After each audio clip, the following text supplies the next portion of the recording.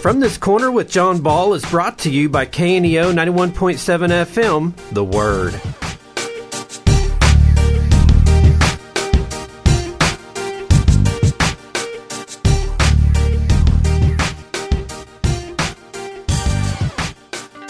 Welcome to From This Corner. I'm your host, John Ball, and I can think of no better way to talk about Southwest Missouri and what's going on than with Jeff Higgins. Jeff is the president of the Newton County Community Coalition. Jeff, thank you so much for taking time out of your busy schedule. You do a lot of other things too, don't you? Yes, but thank you for allowing us to be here today. Appreciate that. Yeah, and we want to talk about some of the things that the coalition is doing. Why don't you kind of enlighten us as to what goes on? Sure. The coalition is Newton County Community Coalition, and we meet the fourth Tuesday of every month.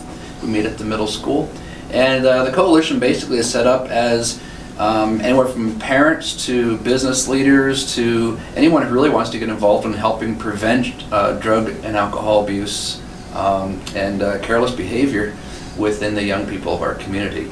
You know, and it's not just the young people in our community, Absolutely. Unfortunately, but you and I, unfortunately, again, are in a position, and anybody that thinks that there is not an issue with that type of behavior, they can call you or me, either one, can't they? Absolutely, absolutely. From my work on the other end of things, working with people who have been addicted for a long time, we see that, man, if we can go upstream and help them before they get involved in this stuff, that's what we want to do.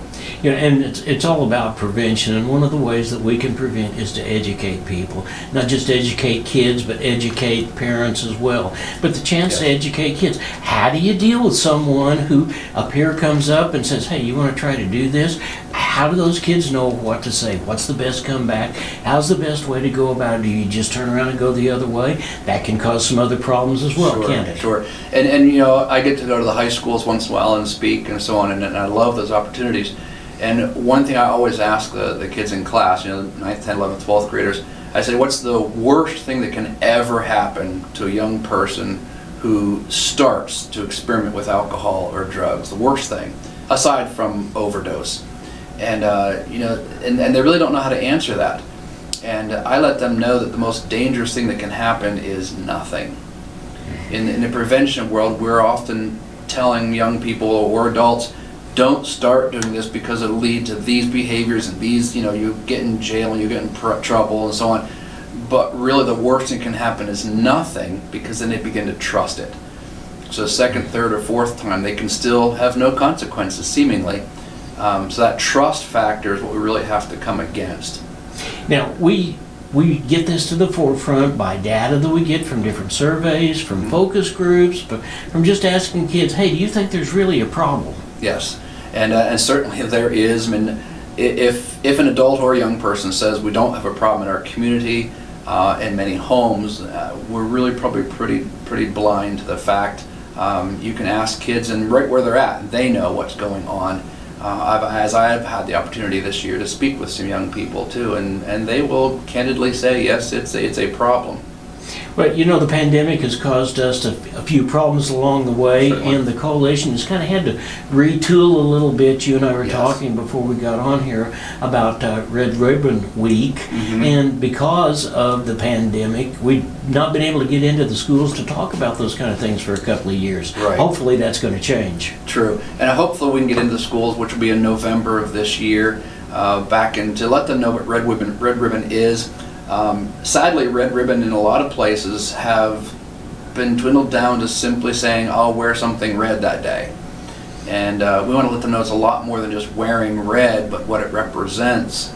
And because it really has a rich history, which I like to go through with young people, of where Red Ribbon came from, and what it really is signifying is that we need to turn away from the drug and the alcohol, those abuses that really do grab a hold of us quickly. Well, not only have we kind of retooled, going a different direction than where we're going, we've kind of changed our place of residence. We now meet at the middle school, don't we? Yes, we do. We have been meeting Zoom for the last couple of years, obviously because of COVID. Recently, we have got back together in person. If you want to still join us Zoom, certainly do so. But we've been meeting at the middle school last couple of months, and it's just a great place to meet, and we're on the turf, as it were, where the young people are at. And so we really appreciate that opportunity. Yeah, one of the things maybe we're looking for in the future is to get some young people really involved. Yes. If we can get some young people really involved and get down to exactly where they are, we've got a better chance of making drug abuse and alcohol abuse, bringing it to the forefront and saying, there it is, now let's deal with it. Right, right. Yeah, so far the coalition is made up of adults, 30s, 40s, 50s, whatever. My goal, I'd love to see a coalition made up primarily of young people, and then the business leaders, the adults and stuff can sort of be more and more in the background as help and guides and tutors along the way to help them become the leaders that I know very well they can become. Well, the coalition does more than just come and meet and talk about what things are happening. Sure. We get involved in some food distribution. We get involved in one of the things we're going to talk about here in just a minute, which is drug take back. And Yes. that's an opportunity for people to take all of those prescription drugs that, by the way, are still potent. Yes, but they are. You don't need anymore. A place to be able to get rid of them, no questions asked. Right. As a coalition, we think of a coalition, we think of a group of people doing something, but what we'd like to do is, if whether it's a group or one or two individuals within that group, but everyone to do something. If there's 10 people doing something, there's 10 things that otherwise would have gone undone. And so that's what our aim is to do something. With the drug take back, we're going to talk about a little bit here, but that, as well as the food distribution, everything we do should have a center about prevention. And you think, well, what can food take back, for example, have to do with prevention? I found out that in talking with young people is that one of the things that they see as a trigger or a start to people using drugs, for example, would be poverty. And if we can get food or goods into people's hands, hopefully that can give them some reason for being, some self-worth, that they don't have to turn to the drugs and so on like that, or be pressured to or bullied into that position. One of the things we want to make sure people leave this program with today is, if you're in one of those kind of dark places in life, if you're one of those places that your kids are kind of in one of those dark places and you don't know how to deal with it, there is help. Yes, there's always, the very biggest thing is to talk with someone. Whether you're a teen or an adult, find someone just to talk to. Whether it's calling me, and I'll give you my number in just a while here, a parent, a teacher, a counselor, a pastor, but reach out to talk with someone, because you'll find out you're not by yourself, you're not alone. And that's the biggest trap of the whole thing as a parent or young people, feeling like, man, I'm alone in this, and we're really not. And unfortunately, again, once upon a time, substance abuse, alcohol abuse in teenagers was kind of really looked down upon with kind of a critical eye. Unfortunately, it's out there. There's a real good chance that if you're involved in something like that, 3 of your neighbors down the block are the same way. And we're all in this together, and we all want to make Newton County a better place to live, don't we? Absolutely we do. And that's why we do things such as the drug take back. Because a lot of people think of drugs, they think of the meth or the heroin or the fentanyl, which certainly are bad drugs. But when we talk about drugs, we're also talking about prescription drugs. A lot of that can be just as deadly as anything else, maybe even more so, because people think it's innocent.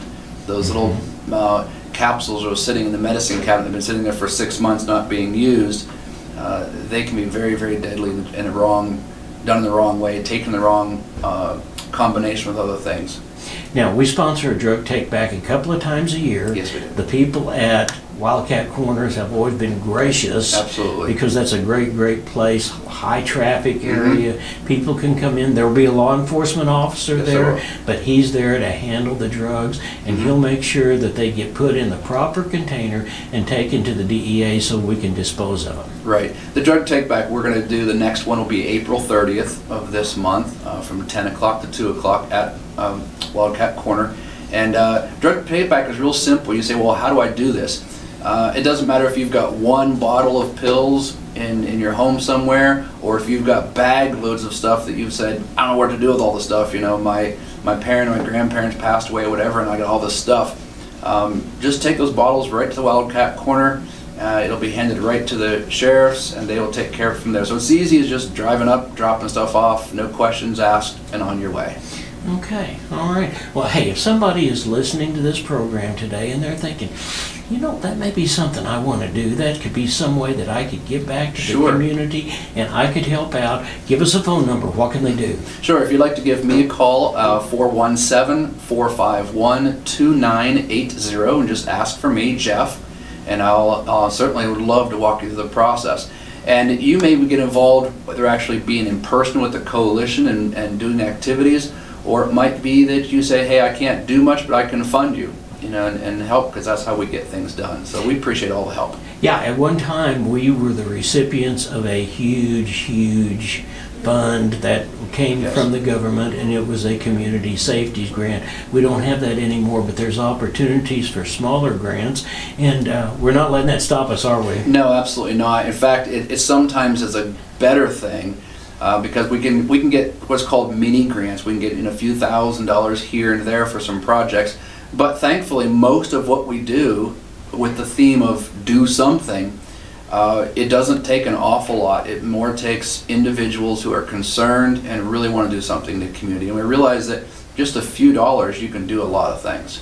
So we meet on the fourth Tuesday of every month. Correct. And we meet over at the middle school in what would probably be called the FEMA room. It's a great community room. The Yes. school did a great job of Sure did. putting that room together and allowing us to do it. But we not only do it in person, if you're one of those people that's still a little bit concerned about health issues, we can do Zoom as well, right? Absolutely. Yes, and if you go to the middle school and you say, well, where do I go in? I was me the first time I was there.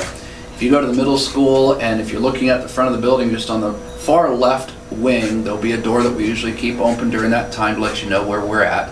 And if you'd like to get to Zoom, again, just give me a call and I can tell you where to get hold of.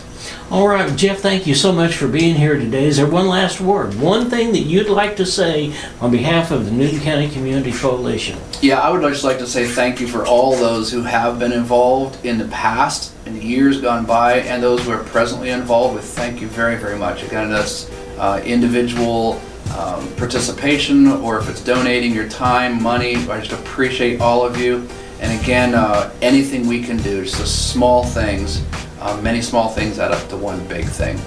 All right, thanks, Jeff. Appreciate you being here. Thank you, John. From This Corner with John Ball has been brought to you by KNEO 91.7 FM, The Word. You can watch this episode and many previous episodes of From This Corner on our YouTube channel. Link to our website at www.kneo.org.